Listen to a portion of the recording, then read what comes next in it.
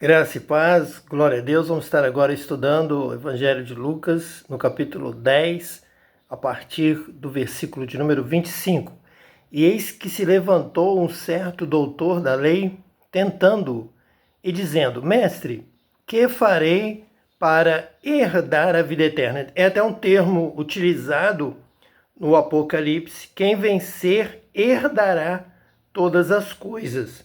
Então, é claro que todas as coisas refere-se à eternidade, tudo que permanece, tudo que é vida, tudo que é para sempre.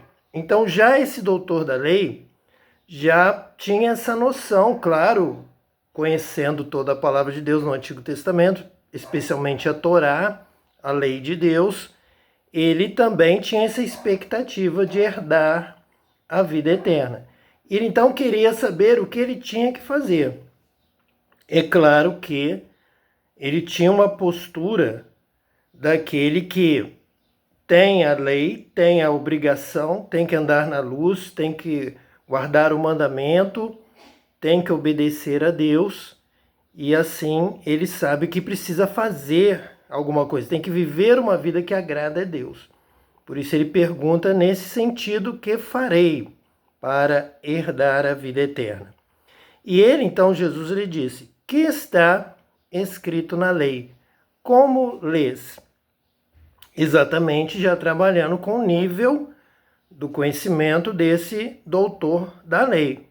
Qual a sua interpretação? O que você já aprendeu até aqui para eu complementar alguma coisa que esteja faltando, já que esse doutor da lei aparentemente reverenciava Jesus, chamando de mestre e lhe fazendo uma pergunta, lhe dando então esse privilégio, esse destaque de lhe perguntar alguma coisa sobre a lei.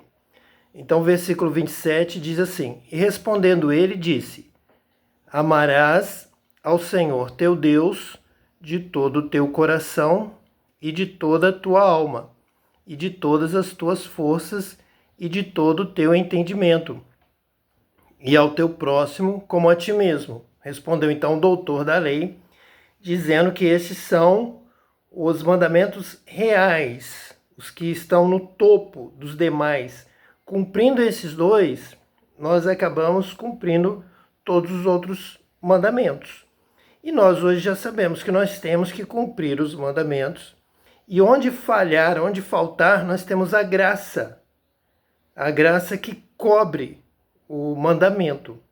Onde você não consegue alcançar, você falha em um mandamento, você tem o sangue de Jesus, que te purifica de todo pecado.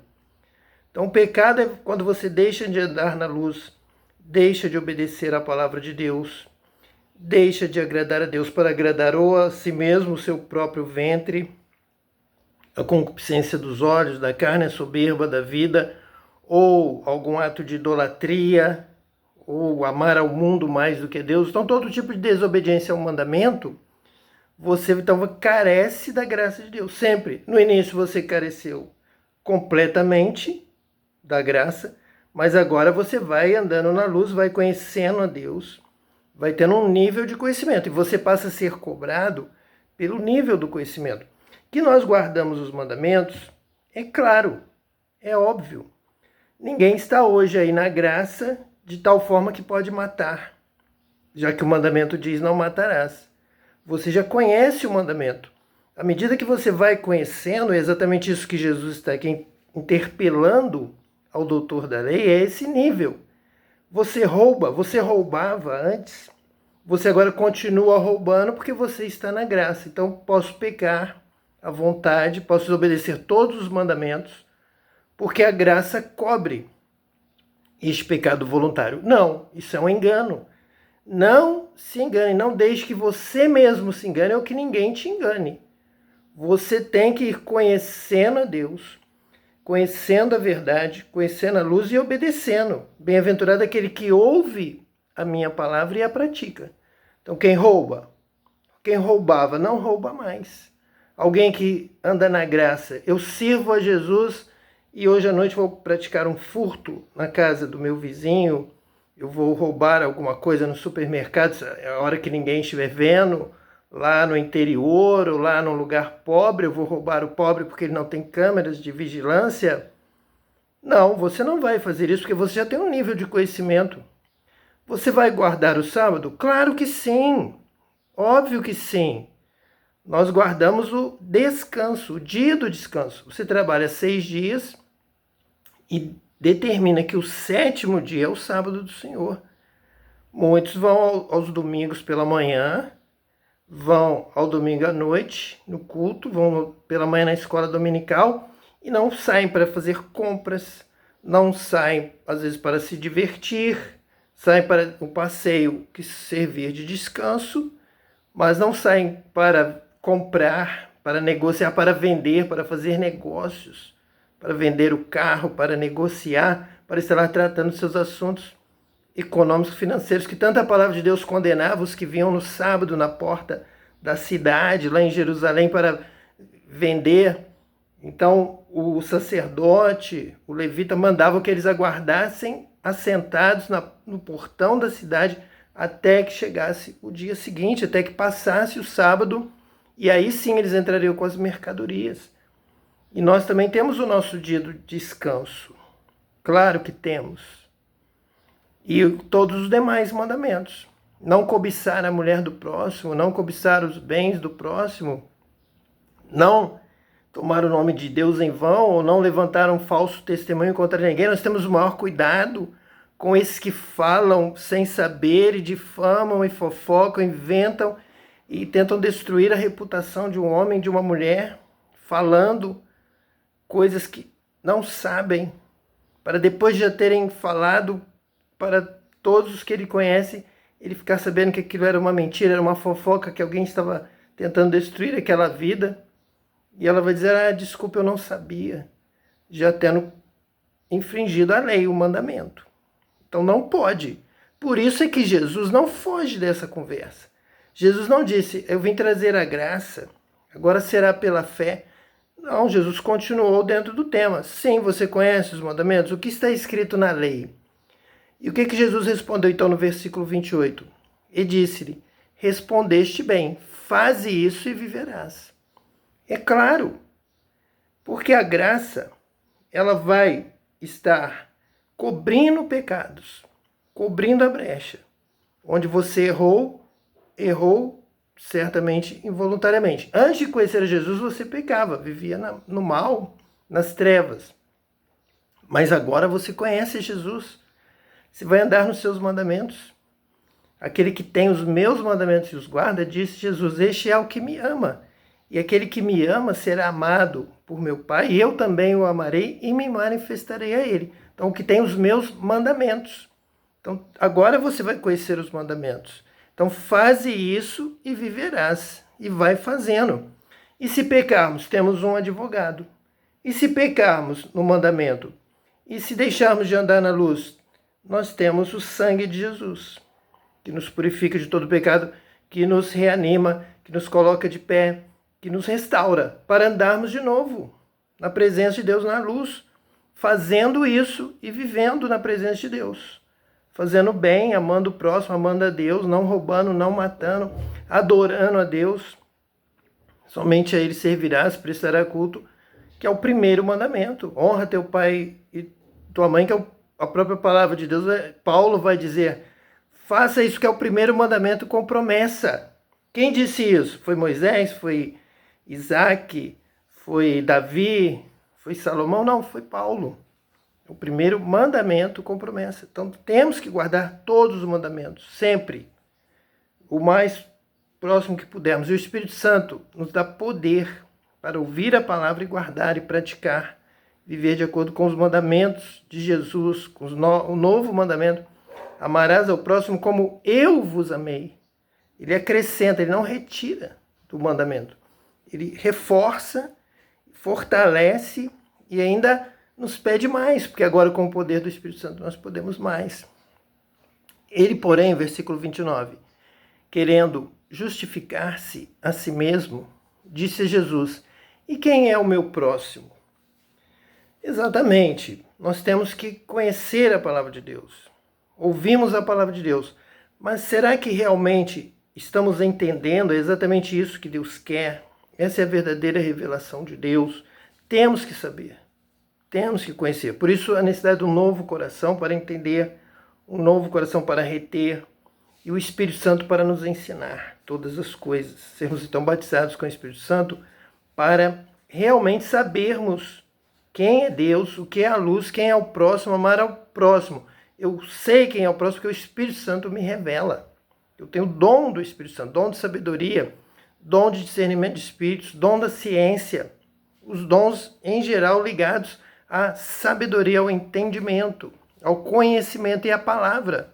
Palavra de fé, palavra de autoridade, e de por todo mundo pregai o evangelho a toda criatura, o dom da palavra, o dom da pregação. Mas ficar em Jerusalém até que do alto sejais revestidos de poder. Foi somente após o Pentecostes que Pedro pregou a unção do Espírito Santo, no batismo com o Espírito Santo, após é que 3.000 almas se uniram ali à igreja primitiva. Então, realmente, é o Espírito Santo quem nos revela. E o doutor na lei está dizendo, com a sua ação de procurar a Jesus para lhe fazer uma pergunta e ainda acrescentando quem é o meu próximo, usando ali a maêutica filosófica, fazendo perguntas e assim reverenciando ao mestre e crescendo e caminhando no diálogo através de perguntas e respostas. E quem é o meu próximo? Deixa eu me situar, deixa eu ver se eu estou fazendo certo. Será que se eu ajudar meu filho, minha mãe, minha esposa, eu estou ajudando o meu próximo? Ou tem que ser o vizinho? Ou tem que ser alguém desconhecido? Em que sentido é esse próximo? Versículo 30. E respondendo Jesus disse: descia um homem de Jerusalém para Jericó e caiu nas mãos dos salteadores, os quais o despojaram e espancando se retiraram, deixando meio morto. Então o homem ia descendo numa estrada perigosa, numa estrada rejeitada, porque não se deveria ter reconstruído Jericó. É uma descida de Jerusalém para o vale de Jericó. Ali aparecem os salteadores. Então ele está no lugar errado, na hora errada, ele é despojado, espancam, se retiram, deixando meio morto. Talvez já achasse que ele estivesse morto. Independente da vida deste homem, independente do seu passado, do que ele tenha feito, por que ele estava ali naquela estrada sozinho, por que ele estava abandonado, por que ele estava errado, ele não tinha prudência. O homem necessitava de socorro, necessitava de ajuda. Versículo 31. E ocasionalmente descia pelo mesmo caminho certo sacerdote, e vendo, passou de largo. O sacerdote está bem trajado. Não, em geral, os salteadores não vão assaltar um sacerdote com as suas vestes, com a sua posição. Eles vão temer a Deus, mesmo sendo assaltantes, não vão assaltar o sacerdote. Ele se acha privilegiado e passa de largo, como se atravessasse para o outro lado da calçada para não ser confrontado, nem sequer muito na sua própria consciência. Ele diz: eu estou bem, Deus está me guardando, eu não tenho que sujar minhas mãos com este homem que Deus quer castigar. Se Deus quer punir, deixa ele ali sofrendo. E de igual modo também o levita, chegando àquele lugar e vendo, passou de largo. Da mesma forma, traje do levita, vai servir, vai adorar, vai cuidar do templo. Então ele não pode sujar a sua mão com um homem. Não poderia perder o seu serviço, o seu dia da escala. Então ele já via também, estava descendo ou subindo. Aqui não diz, só diz que passa por ele. Deveriam estar subindo para servir ao templo, lá em Jerusalém. Passou de largo. Mas, versículo 33, mas certo samaritano, viajando, veio até ele e vendo, foi movido de íntima compaixão. Então o samaritano tinha tempo, ele tinha sentimentos sarados, ele estava viajando, e não estava indo cumprir um serviço sacerdotal, nem levítico, no templo. Então ele veio até ele. Ele já teve uma possibilidade, uma liberdade de reação, de ir ao encontro daquele homem. Ele agiu com a sua consciência, ele agiu com o seu sentimento, agiu com a sua formação familiar, com a sua educação, muitas coisas ali pesaram para que o samaritano agisse de forma diferente dos dois religiosos. Talvez eles achassem, como sempre lembramos lá no texto da ceia, que ir lá no templo já estaria lhes dando a salvação pela graça, pelo louvor, pelo culto, e que não faltava mais nada. Mas Paulo chama a atenção que muitos na ceia comiam, bebiam, se embriagavam e serviam a Deus, participavam da ceia, mas não olhavam para o irmão, que não estava bebendo, que não estava comendo. Então estavam se reunindo para pior, e havia muitos que dormiam, muitos doentes. Então, aparentemente, esse levita e esse sacerdote também já estavam doentes, emocionalmente, espiritualmente na fé, porque eles só serviam a Deus, eles só cumpriam a primeira parte lá do mandamento que Jesus ouviu desse doutor da lei e disse que ele estava certo, fazia e se viverá, que era, em primeiro lugar, o primeiro mandamento: amarás ao Senhor teu Deus de todo o teu coração, de toda a tua alma, de todas as tuas forças, de todo o teu entendimento, só ele servirás, prestará culto. Então, na primeira parte, o levita e o sacerdote estavam corretos. E ao teu próximo como a ti mesmo. Eles não chegavam nessa parte. Eles não conseguiam praticar a segunda parte. Então, eles estavam doentes. É uma fé enferma. É uma fé partida. É uma fé dividida. É uma fé que não alcança exatamente o seu cumprimento.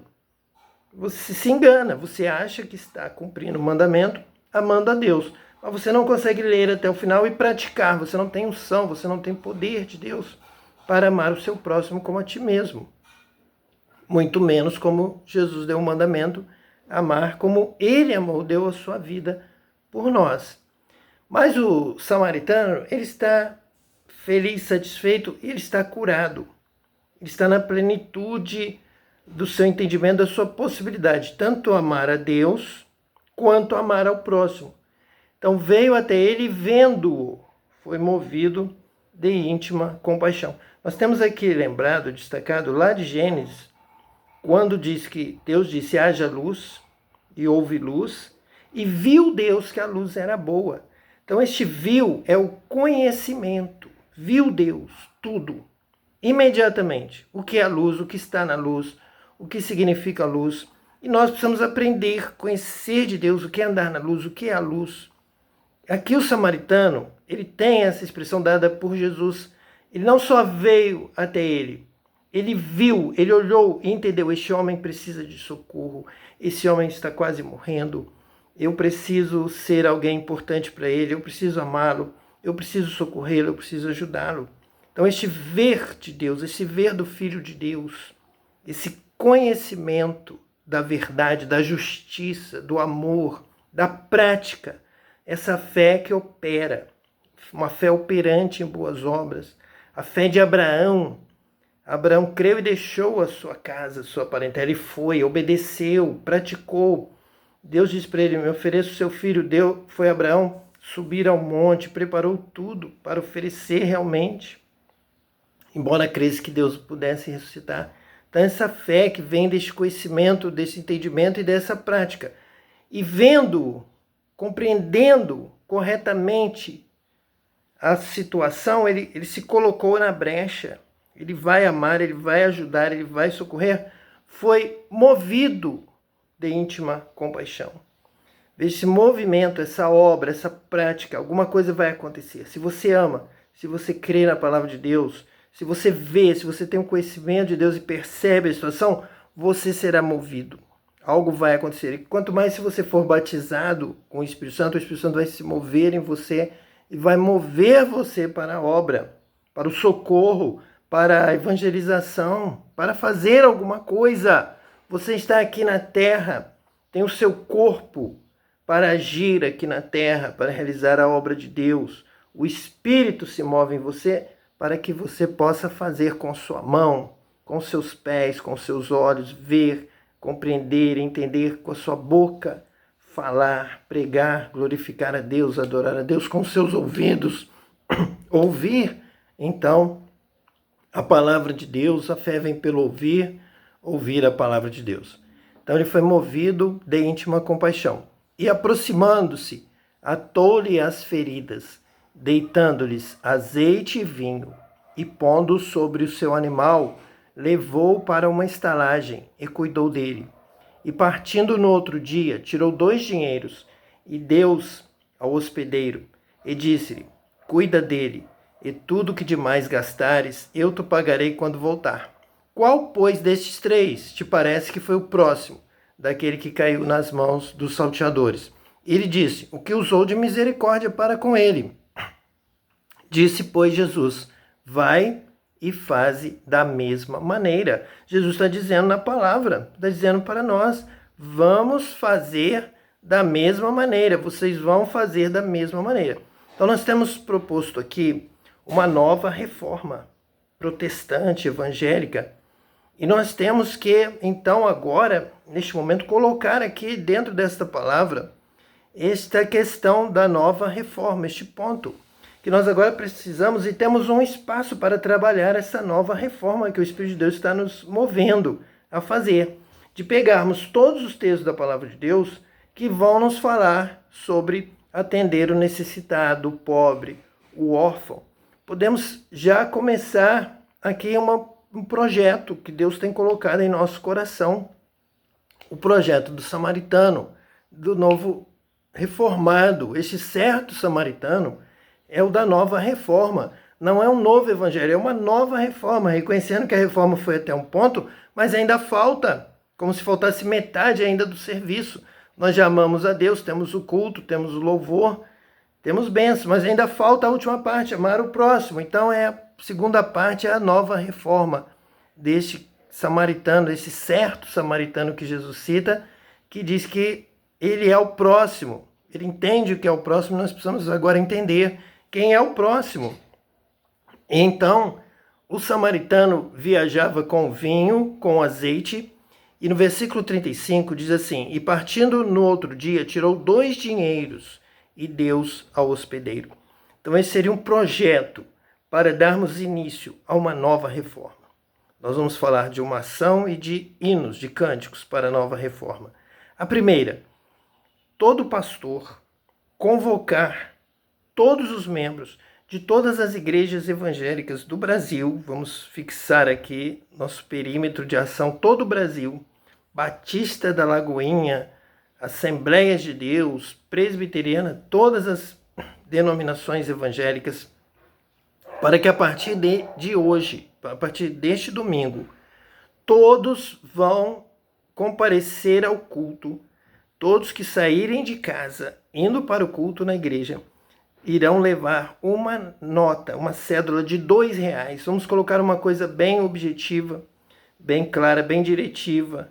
Cada um vai levar R$2. Todos irão levar R$2. Além do seu dízimo, da sua oferta para o gasofilácio, para o culto, você vai levar uma nota. Vai procurar agora, trocar o dinheiro e levar uma nota de R$2. Esse será o projeto da nova reforma, do início. Porque diz aqui, vamos seguir a palavra de Deus, quando diz que ele tinha o azeite e o vinho, duas coisas necessárias para atar as feridas, para a cura, e 2 dinheiros. Então vamos colocar aqui R$2. Você vai então levar. E ao sair do culto, você vai participar do culto com esse dinheiro no seu bolso, na sua carteira, vai estar ali na sua bolsa.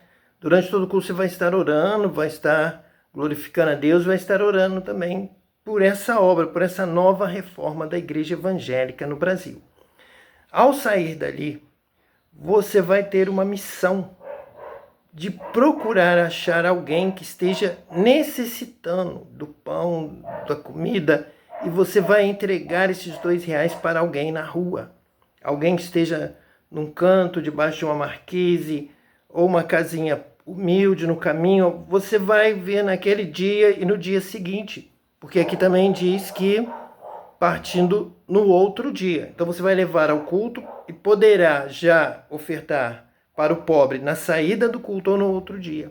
Você terá um dia inteiro para andar pela rua, pela vizinhança, procurando alguém que esteja necessitando desses R$2. Você não dirá para esta pessoa, para essa família, para essa pessoa que estiver na rua, você não dirá: eu sou da igreja tal, olha, eu sou crente. você simplesmente irá entregar o dinheiro.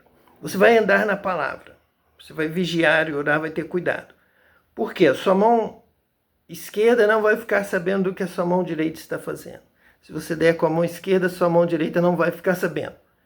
Você não precisa dizer, não precisa de propaganda. Não toque a trombeta. Não diga, vai na minha igreja. Olha, eu estou te dando isso porque eu sou da igreja. Não faça isso. Cumpra a palavra de Deus. Apenas entregue. Olha, isso é para você. Isso é para te socorrer. Eu espero que esteja te ajudando com esse pouco. Claro que alguém vai dizer, eu poderia dar muito mais. Mas isso é um ato inicial. É só o começo. Para que todos possam participar. Todos os evangélicos poderão, então, participar. Não podemos fixar um valor alto e assim limitar quem vai participar. R$2 é a nota mínima. Então você não vai fazer propaganda. Você vai simplesmente dizer, é para te ajudar. Esse ajudar a própria pessoa, em primeiro lugar, naturalmente ela vai querer saber quem é essa pessoa. Muitos vão querer saber quem é essa pessoa, por que ele fez isso, de onde ele vem. E muitos vão ficar sabendo. Ele é um crente, ele é uma crente, ele é de tal denominação. Ficarão sabendo. Os céus serão impactados. Vai haver um mover no céu. Os anjos de Deus, se você obedecer esta palavra, se todas as igrejas evangélicas do Brasil obedecerem esta palavra, o céu vai se abalar em favor do Brasil. Em favor do povo evangélico, do povo protestante, do povo de Deus, também dos católicos, de quem quiser participar. Do povo de Deus, do que crê, do que cumpre o mandamento de dar o dinheiro, R$2, o mínimo, o que esse homem fez por esse que caiu nas mãos dos salteadores. E Jesus disse, vai e faze da mesma maneira. E os pastores, os líderes estão sendo diretivos ao dizer, vamos fazer da mesma maneira. E ele disse, o que usou de misericórdia para com ele. Disse, pois Jesus, vai e faze da mesma maneira. Como Jesus disse para aquela mulher adúltera, vai, não peques mais. Vai e faze da mesma maneira. Brasil, vamos fazer da mesma maneira. Estamos dentro da palavra de Deus. Os céus vão ser sacudidos por este movimento. E nós vamos anunciar. O que é isso? Aí sim, nós vamos dizer. A igreja protestante no Brasil está passando por um movimento de nova reforma. As coisas velhas se passaram e nós agora encontramos aqui, como Josias lá no templo achou o livro da lei que estava perdido, estava lá no meio das ruínas. E ele fez ali a reforma no seu período do reinado de Josias. Então, uma reforma. Olha, nós lemos só a primeira parte, nós erramos, nós pedimos perdão. Perdão aos católicos, perdão aos espíritas, perdão ao Brasil por não estarmos juntos ajudando os pobres. E essa nova reforma é a reforma protestante evangélica em favor dos pobres. E o segundo ponto, nós temos hinos para cantar. Nós vamos cantar O órfão clama pela avenida. O órfão está sozinho, precisando de ajuda, de socorro, e nós iremos socorrer, nós iremos ajudar. Homens e mulheres estão largados, abandonados pela família. Nós iremos dar o amparo, nós iremos socorrer, nós iremos ajudar. Nós vamos agora visitar os encarcerados, aqueles que estão chorando sozinhos, abandonados, os que estão sem roupa, os que estão despidos, os que estão com frio, os necessitados, eles passam fome e nós vamos ajudar. Então nós temos letras de hino, composições para fazer, melodias para iniciar um novo momento de louvor profético em nossas igrejas, anunciando a nova reforma da segunda parte do texto de Lucas, capítulo 10, versículo 27. Nós já cumprimos muito bem a primeira parte, mas esquecemos da segunda parte. O meu próximo está precisando de amor. Meu próximo clama por amor, ele está caído, ele sofreu nas mãos dos salteadores. Eu vou parar, eu vou olhar, eu vou ser movido por íntima compaixão e eu vou atar-lhe as suas feridas, deitar-lhe azeite e vinho, colocarei sobre o meu meio de transporte e levarei para a estalagem e cuidarei dele. Que Deus te abençoe. Que Deus abençoe a igreja evangélica protestante no Brasil com essa nova reforma. Deus te abençoe hoje e eternamente. Em nome de Jesus, o Messias, com a sabedoria e a unção do Espírito Santo. Amém.